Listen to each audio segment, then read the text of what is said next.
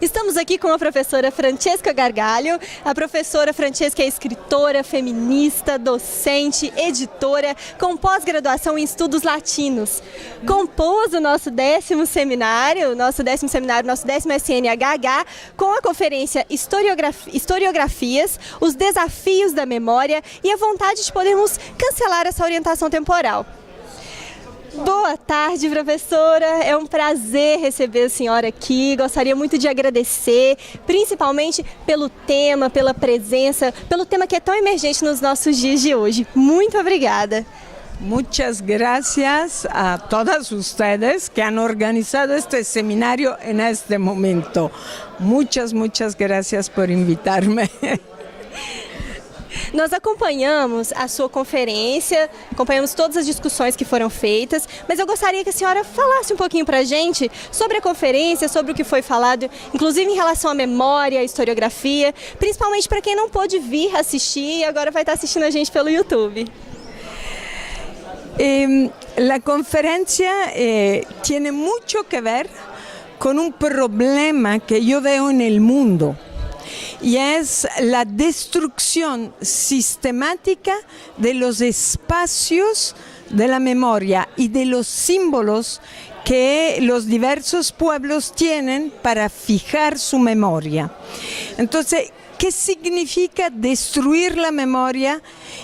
Por ejemplo, cuando se quema el Museo Nacional de Brasil, ¿qué significa para Brasil que las grabaciones de las voces de muchos pueblos amazónicos que hoy ya no existen se han perdido? Hemos perdido hasta el recuerdo material de esas voces. ¿Qué significa que cuando se bombardea Irak, se bombardean zonas arqueológicas de lo que Occidente considera su cuna? Es en Irak que se aprendió a escribir, es en Irak que apareció la historia, es en Irak que se inventó la rueda, es en Irak que se usaron los caballos por primera vez, todo aquello que Occidente considera parte de la historia. Entonces, ¿qué significa la destrucción del lugar de la memoria? ¿Qué significa que nuestras ciudades, en la Ciudad de México, en Sao Paulo, en Santiago de Chile, en donde sea, se destruyan barrios antiguos para ser sustituidos por barrios modernos, por una mafia de constructores? Por lo tanto, hay un motivo económico, pero además hay un motivo de borrar la memoria visual de nuestras luchas de resistencia, de nuestras luchas sindicales, de nuestras luchas estudiantiles para pedir el derecho a la vida, el fin de las dictaduras militares, el derecho al aborto, la fiesta del reconocimiento de la diversidad sexual. Entonces, para mí es muy importante analizar hoy qué significa en el debate ideológico que el poder intente borrarnos las memorias colectivas. Y más aquí en Mariana, donde hace 3 años sucedió un desastre ambiental, fueron millones de contaminantes que rompieron con un lodo terrible, con una lama, dicen aquí, terrible, 2 diques, 2 barrages, y contaminó 670 kilómetros del río 12, con 120 afluentes y 211 nacimientos de agua. ¿Qué significa? Que la gente huyó y hoy le digan, pero están mejor porque van a tener casa nueva. ¿De verdad están mejor? ¿A quién se les está robando su memoria? ¿Y con qué se sustituye la memoria? Cuando habremos olvidado cómo se lucha contra el autoritarismo, ¿cómo vamos a luchar contra el autoritarismo? Cuando vamos a haber olvidado qué es el fascismo, ¿cómo lo vamos a reconocer cuando aparece? Eso es el por qué me interesa tanto la memoria colectiva y la memoria personal que entra en el río de la memoria colectiva. Ainda no que se refere a esses assuntos da memória e os desafios da nossa atualidade, nós percebemos que, haja visto seus artigos, ensaios, o blog, a senhora tem uma preocupação recorrente com o feminino, sobretudo com o feminino latino-americano, em várias discussões, problematização da teoria queer, direitos, desafios, institucionalização. Então eu gostaria que a senhora falasse um pouquinho pra gente qual o lugar do feminino em meio a todos esses desafios da memória que a gente pode entender hoje. La historiografía feminista, digamos del siglo XX, a partir de Gerda Lerner, pero con otras historiadoras también, en México con Ana Lau, en Brasil y en Argentina. Bueno, la historiografía feminista nos enseña a rescatar la memoria perdida, borrada por un mecanismo de poder. La historia de las mujeres fue borrada por el poder patriarcal, fue cancelada. Cada vez que se nombraba se decía que no existía, se ridiculizaba. Es bien importante el sentimiento de lo ridículo para negar la importancia del otro. O se decía que eso sucedía en un pasado tan lejano que ya no tiene importancia para nuestro presente, ¿no? Creo que eso para una historiadora y para un historiador hombre también es muy importante. Borrar la memoria de un lugar equivalente de las mujeres, los hombres y los intersexuales es una forma de dar poder a uno solo y de construir un poder autoritario, dominante. El patriarcado es fascista. Sim. Bom, agora em relação à historiografia, a ser uma pesquisadora, assim, numa forma geral. No ano passado, a filósofa Judith Butler veio ao Brasil e foi ofendida em uma palestra que ela foi dar no Sesc, em São Paulo. E é um tipo de ofensa que a gente encontra cotidianamente na academia e fora da academia. E eu gostaria que a senhora falasse um pouco disso pra gente, sabe? Como ser uma historiadora em meio a tudo isso, em meio a todas essas emergências, como fazer uma pesquisa, seja ela na literatura, na filosofia, como ser mulher pesquisadora em meio a tudo isso? Ninguna investigadora existe sin aliados. De repente un hombre abierto te abre un archivo, o una mujer te llama y te cuenta su vida, la vida de las mujeres de su pueblo, te cree, te lleva a su casa, a su cocina, te sienta y haces historia oral. Entonces, las investigadoras vivimos gracias a aliadas y aliados.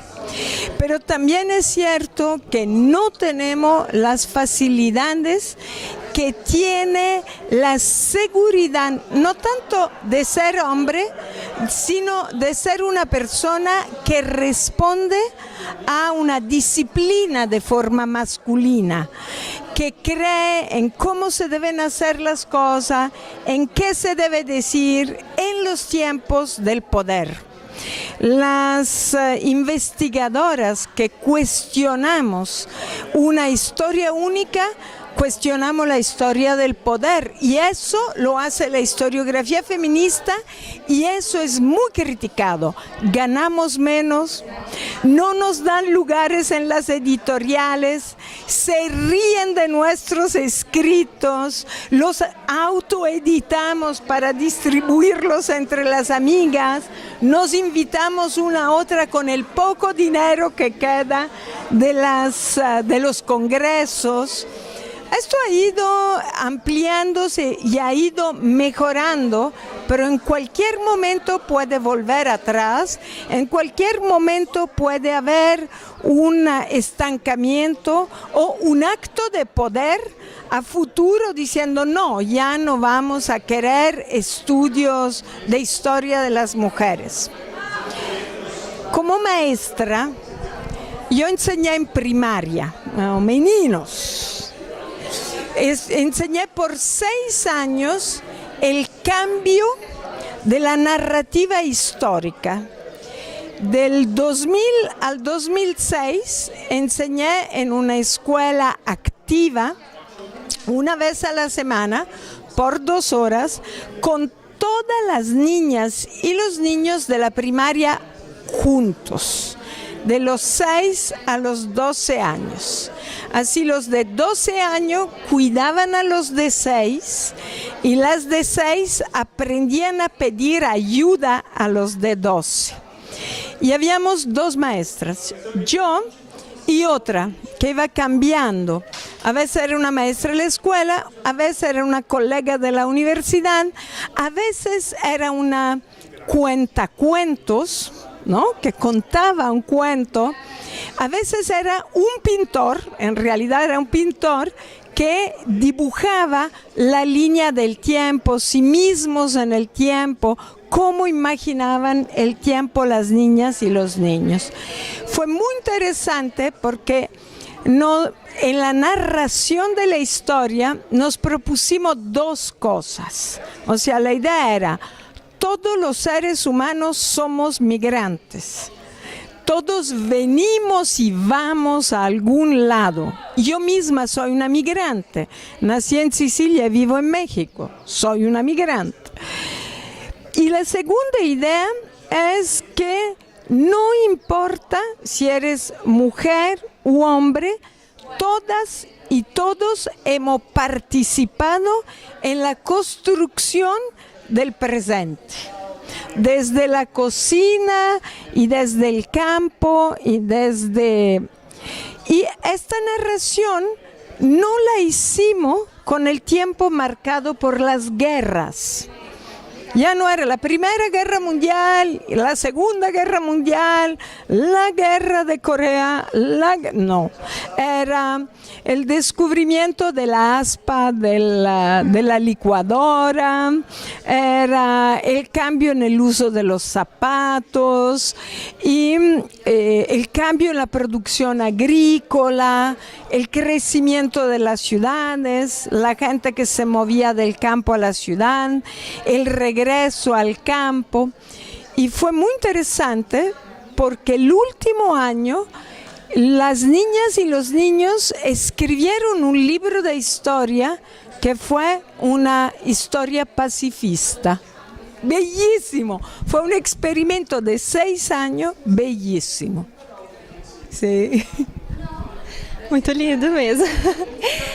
Olha, professora, a Revista de História da Historiografia está com uma nova proposta para publicações, para além dessas já convencionais pela academia, né, artigos e resumos, estes continuam, mas agora a gente está com uma proposta que fica enquadrada dentro de um projeto chamado HH Magazine, onde serão publicados poemas, crônicas, vídeos, videoaulas, podcasts. E aí nós não podemos deixar de mencionar que a senhora, além de ser uma pesquisadora brilhante, uma educadora, também é uma poeta, também é uma cronista. E aí eu queria que a senhora falasse pra gente um pouco disso, sabe? Como é ser também uma poeta, como é atingir as pessoas também dessa forma, como é atingir para além da academia. Es muy raro. Cuando en una ocasión una periodista me preguntó cuándo había empezado a escribir y yo dije el día que mi maestra me enseñó a hacer una A en el pizarrón. Yo escribo desde que tengo memoria. Entonces, para mí la escritura es asonancia, es imagen. Tengo una relación muy fuerte con las imágenes visuales. Soy una gran amante de la pintura, la escultura, el grabado. Y intento de alguna manera decir lo que veo.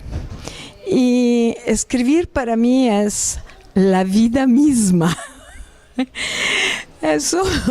Y sí creo que hay un modo de percibir la realidad que es narrativo e um modo que é poético. Lindo, muito obrigada mesmo pela participação, pela entrevista, por tudo, viu, professora? Muito obrigada. Nós estamos aqui no 10º SNHH, acabamos de entrevistar a professora Francesca Gargalho e o seminário continua, amanhã tem de novo, na sexta também, nós nos encontramos por aqui. Um abraço, até lá. Graças.